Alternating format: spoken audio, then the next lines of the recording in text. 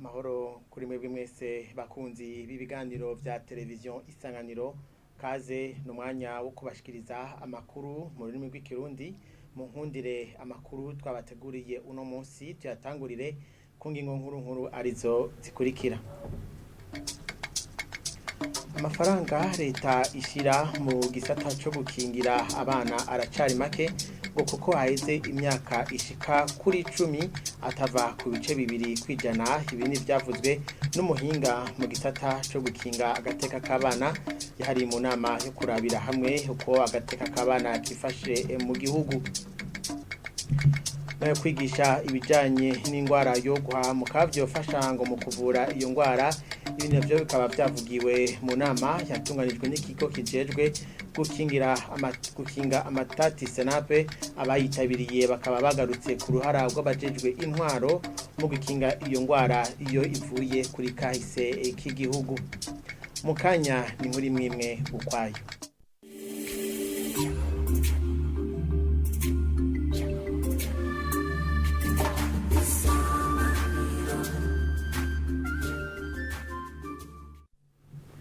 Reka twongere tubahe ikaze mw'idonido ryano makuru tugiye gutangurira mu gisata c'ubutunzi. Imiliyaridi amajana 6 z'amafaranga y'amarundi nibwo buryo buzokwiyongera kubwo leta yari yakoresheje mu mwaka urangiye nk'uko byashikirijwe na Elize Ndaye, akabarongoye sentare hijejwe gucungera amatungo ya leta n'igihe yari imbere y'abashinga amateka bariko barabira hamwe ibijanye n'iyo nteguro y'amategeko y'uburyo leta izokoresha uno mwaka yo bitiriye budget programme mu rurimi rw'igifaransa. Bamwe mu bashinga amateka bakaba babajije akarusho k'iyo nteguro y'itegeko nako muradutunge inkuru tubaza Elisa Ntakarutimana yimenyereza kuri televiziyo Isanganiro. Integuro y'amafaranga ya leta bise budget programme ni integuro ijigana ku mafaranga azokoresha mu migambi itunganijwe neza, aho ubushikiranganje bumwe bwose uzotunganya ibikorwa bwerekane neza uko amafaranga yakoze. Bamwe mu bashinga amateka bashikirije amakenga no kumenya akarusho kagiye kuboneka kuri iyo nteguro shasha yikoreshwa ry'amafaranga ya leta.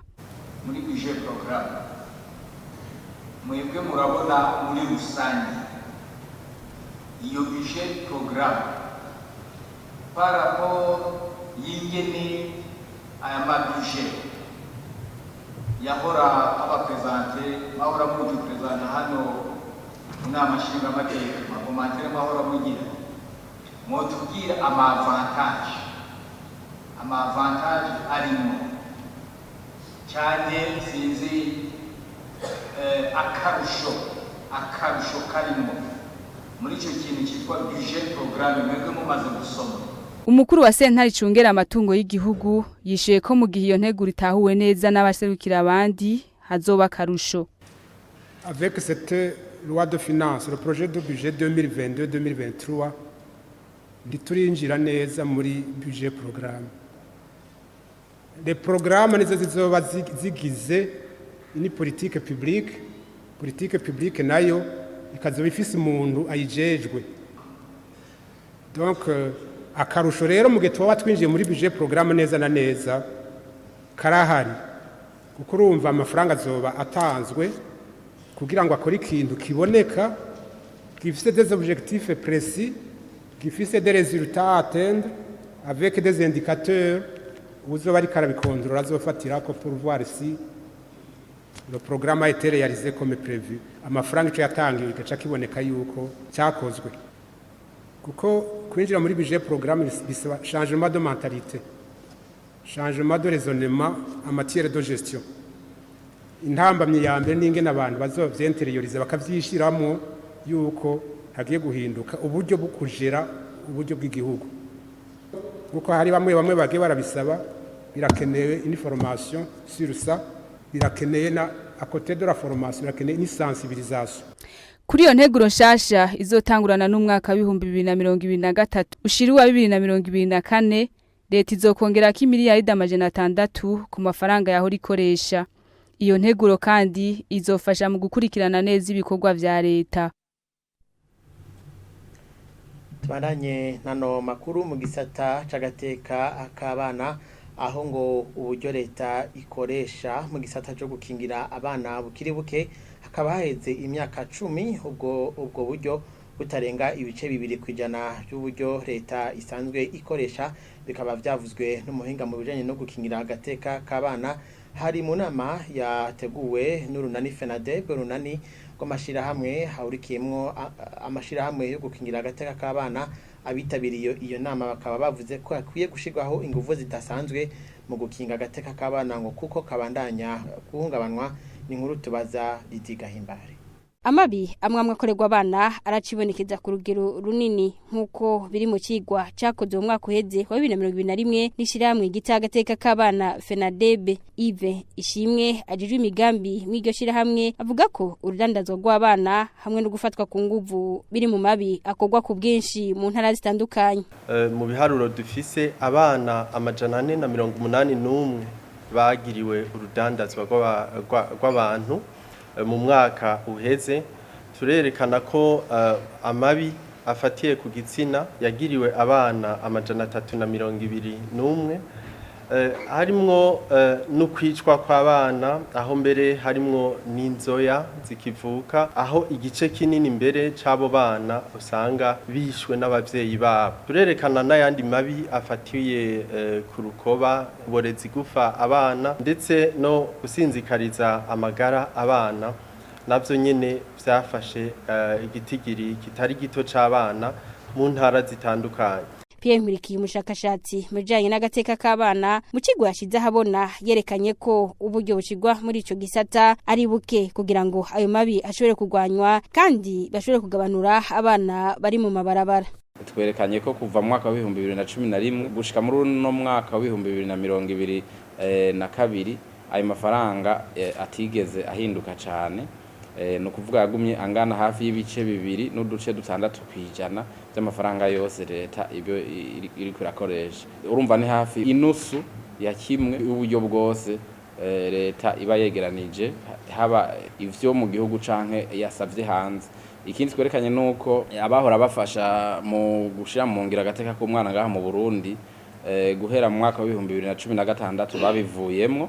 Nishira hamwe FENADEB basaba ko hobaho gukorera hamwe maze abavyeyi bakigishwa kurera no gukingira abana babo. Ico dusaba atari intwaro gusa ariko umuntu wese ajejwe gukingira umwana dusaba ko inyishu yose yotogwa yoba yifatiye mu kibano no mu muryango, ko abavyeyi bigishwa uburyo bwiza bwo kurera, ko umwana kingirwa bifatiye ku nzego zo hasi zo gukingira abana kugira ngo ugukinga kuve hasi kuduge gushike ku rugero rwo hejuru. Iyo nama yari yakoranije abakorera mu gisata cyo gukingira agateka k'abana kugira ngo barabire hamwe ibijanye n'agateka k'abana uko gifashe mu Burundi na rijya igenekezo ga 16 ruheshi ari umusimbuza makungu wahariwe umwana w'umunyafrika. Mu gisata c'amagara y'abantu aho kwigisha ibijanye n'ihahamuka ngo byofasha mu kuvura iyo ngwara, ibikaba vyavugiwe mu nama yatunganijwe n'ikigo Senap, ikigo kijeje gukingira amatati. Abitabiriye iyo nama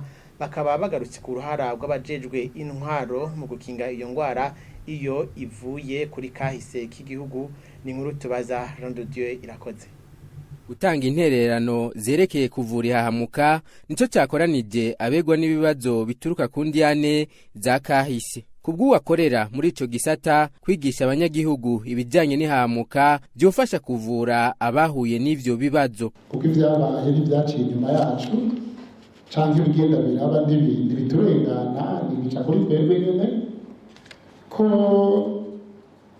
dukeneye gufasha abarundi bose kumenya iki twita trauma uyu munsi canke ibikomere vy'akahise ni iki, abantu bakamenyeshwa ico bivako nibihe bituma abantu bakomereka, abantu kugira ngo mu kibana aho baba mu muryango aho umuntu ari agerageze kurondera ingene yikingira yirinda. Uwo munyapolitike nawe abona kwihamuka ritegwa n'abatware, yemeza ko mu vyofasha kurivura harimo ko abatware bo kwirinda gushikiriza amajambo abibugwanko. Muraza muragira inama abatware, kuko les traumas que vive le Burundi ntabwo ziva dans les communautés hajya muri village, ziba mu batwara avant tout. Abatwara nibahindure leur façon de se comporter, leur discours nibayihindure, bavuge un discours iremesha bose. Icyo tumara tuvura iyi trauma y'abarundi igakira nuko bwa mbere na mbere habaho de l'équité dans la gestion de la chose publique. Itegera c'umuyobozi arongoye ikigo Senap cyo kimwe na bamwe mu bitabiriye iyo nama babona ko inyishu zifatiye ku kibano ziri mu zikwiriye kuvura ihahamuka. Ibyo twaciyemo ni byinshi, hanyuma uko imyaka yagira kurikirana na rimwe higeze havuga bafata ingingo y'uko bofasha abafise ibikomere ku mutima. Rero turabona y'uko nk'uko mbere n'ahandi babikora, umuntu yobanza agafatanya ubwo buryo bubiri, uburyo bwo kuzurumviriza uwo muntu umwe bafata bake mugabo ahanini hamwe bogenda mu bibano no kuvuga mu makominote bagafasha abantu benshi hamwe bakagira iyo programme yuko bafasha benshi byofasha yuko abarundi bokira ari benshi ivyo bikomere. Bamwe mu bitavye iyo nama bagarutse ku bikorwa vy'iterambere nka bimwe mu vyofasha kuvura ihahamuka. Tubananye nano makuru mu gisata c'imigenderanire, integuro y'itegeko yorohereza abarundi hamwe n'abarusiya bafise impapuro z'ingendo z'akazi hamwe n'iz'abanyacubahiro mu kwinjira muri ivyo bihugu yaremejwe kuri wa gatatu n'inama nshingamateka.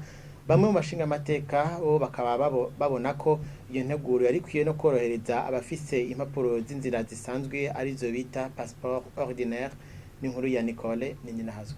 Integuro y'ibwirizwa ryorohereza abafise impapuro z'inzira z'icubahiro n'iz'akazi passeport diplomatique de service mu rurimi rw'igifaransa hagati y'ibihugu vy'u Burundi n'Uburusiya. Imwe mu nteguro zitatu zizwe kuri wa gatatu n'inama nshingamateka. Bamwe mu batowe n'abanyagihugu barifuje kumenya niba hari umugambi wo gukuraho imusha no kubafise impapuro z'inzira zisanzwe arizo passeport ordinaire mu rurimi rw'igifaransa kuko ari bo benshi. Kumenga abafise izo mpapuro mu gihugu sikirenga. Nyakubahwa mushikiranganje nta kuntu mwokwagura akarere kugira ngo igitsigiri c'abaronka akarusho kuri aya masezerano mutuzanira gishobore kwiyongera. Twaravye muri aya masezerano yuko bavuga cyane cyane yuko hazokoroherezwa abafise passeport diplomatique na passeport de service. None abandi bo mwabashize hehe ko tubona hariho musanga hariho nk'abadandaza nk'akarorero usanga atari passeport diplomatique cyangwa de service ubu ntacu mwabibwiriyeko. Mu nyishu yatanze umushikiranganje Albert Shingiro yasiguye ko uretse ibihugu biri mu miryango imwe gutanga impusha ku bantu bose bica mu mwumvikano hagati y'ibihugu bibiri. Ni ibihugu bike ku isi kiretse ibihugu biri mu muryango umwe vyugurura ku by'ukuri kugira ngo abantu bagendeyo atagisabwe mugabo y'ibihugu bibiri bishatse. Ubu rero hagati y'ibihugu bibiri turaraba nk'igihugu ishaka kugurura mugabo ko mubizi hari ibihugu bimwe bivuga bati twuguruye. Reka ntanga akarorero nk'igihugu ca Amerika canke Ubufaransa canke Ububirigi buvuga tuti abarundi tubanye neza reka twugurura amapasiporo yose baze barazi iwacu atagisabwe. Sinzi ku by'ukuri abosigara bo babakengira ngo no mu bashinga amateka benshi boca bagenda. Ikindi kibazo cagiye kirabazwa nicerekeye umutekano w'abarundi biga mu Burusiya. Abashinga amateka bakaba babajije umushikiranganje nimba hari amatohoza amaze gukogwa kuri ico kibazo. Albert Shingiro yamenyesheje ko ibibazo vy'umutekano muke wibonekeza hamwe muri ico gihugu bidashikira abarundi gusa. Nababwira yuko dukorana neza n'ubuserukizi bw'igihugu c'Uburusiya ngaho Bujumbura ku buryo bamwe bapfa ari impanuka abandi nabo bagapfa uko bagwaye. No bahumuriza rero nta kintu kiza kirondera abarundi ngo kibice mu Burusiya. Inyuma y'ivyo bibazo iyo nteguro y'ibwirizwa kubijanye n'ayo masezerano asanzwe ari mu ngiro ikaba yemejwe n'inama nshingamateka 100%. Mu makuru yo mu makungu mu gihugu ca Tunisia abakozi bose bo mu gisata ca leta bahagaritse akazi. Amasendika y'abakozi bo muri ico gihugu akaba asaba ko haba indiganizo nshasha y'imishahara uno mwaka. Sheila Irambona haradushikiriza no nkuru dukesha ikinyamakuru Eho News. Amakuru dukesha Africa News Ce jeudi, amenyesha ko devant le kuri uno wa siège de kane l'Union générale abakozi bo muri Tunisia bari bitavye isango bari imbere y'inyubako y'akazi bitavye akamo ko kuja muri yegeregere k'amasendika ayo masendika akaba asaba ko hoba ivyo bashitseko bishasha ku vyerekeye umushahara w'umwaka w'ibihumbi 2022 ushira mu bihumbi 2023 ngo ayo masendika akaba yiyamiriza kandi n'urwandiko rwa leta rubuza ubushikiranganje kugira amanama n'ayo masendika leta itabimenyeshejwe. Iyo yegeregere ikaba ibaye leta yari yasavye ingurane mu kigega FMI mu kugira iyo yegeregere. Ayo masendika akaba asaba ko amashirahamwe ya leta atoshegwa mu minwe y'abikorera utwabo. Ayo makuru akarangiza avuga ko iyo yegeregere yatumye hahagarikwa bimwe mu bikorwa by'igihugu nk'indege no kunguruza abantu hagati mu gihugu hamwe n'iyugagwa y'amaposita. Ni no kuri iyi nkuru yo mu gihugu ca Tunisia duce turangiriza ko hano makuru twari twabateguriye uno munsi. Reka dushimire mwe mwese mafasha kanya kuyakurikira. Shimire kandi nabagenzanje bo mu ruganda rwa televiziyo Isanganiro bafashije gutororokanya ano makuru. Ndabifurize kubandanya munakurikira ibindi biganiro.